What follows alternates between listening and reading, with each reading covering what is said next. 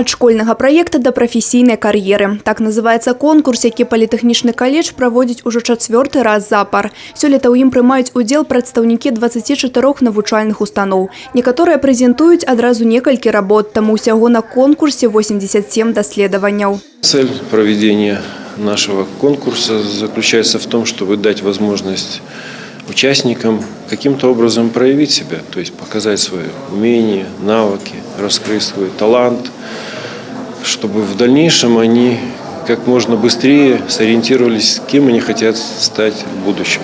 Конкурс праводзіцца ў 6 секцыях, прадметы са школьнай праграмы. А вось фантазія і вобласць прымянення даследавання больш шырокая. Навучэнка гімназіі нумар 3 Кацярына Гаршчарук, удзельніца секцыі хімія, біялогія, экалогія, прэзентавала даследаванне на тэму афарбоўвання валасоў з дапамогай натуральных фарбавальнікаў. Дзяўчына пацвердзіла, што натуральныя інгрэдыенты не шкодныя для валасоў і набыць іх можа кожны, да таго ж па нізкім кошце. В качестве ингредиентов для окрашивания можно использовать лук, ромашку, кору дуба, шалфей, ежевику, чай, кофе и другое. Актуальнасць тэмы – адзін з самых важных крытэрыяў ацэнкі навуковых работ на конкурсе. Даследаванне павінна быць запатрабавана ў сучасным грамадстве. Да таго ж матэрыял патрэбна падаваць навукова, не рэфератыўна. Звяртаць увагу і на арыгінальнасць падачы і прэзентацыю. Бо здараецца, што само даследаванне на высокім узроўні, але вучань губляецца ў матэрыяле, падзяліліся вопытам журы. Яны ідуць у будучае, у прафесію.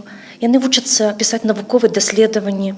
Яны ўжо цікавяцца навукай на такім высокім узроўні. І потым ім будзе лягчэй вучыцца ва ўніверсітэтах, таму што іх ужо ёсць такія навыкі навуковага даследавання. Сёлета ўдзельнікі выбралі шмат актуальных тэм. Напрыклад, каманда з 4-й гімназіі зацікавілася праблемамі энергазберажэння. Вучні разам са сваім навуковым кіраўніком вырашылі спалучыць вывучэнне фізікі з практыкай. Мы рассмотрели термос как самый простой прибор, используемый в быту, и попробовали с помощью него сэкономить электроэнергию, сэкономить газ.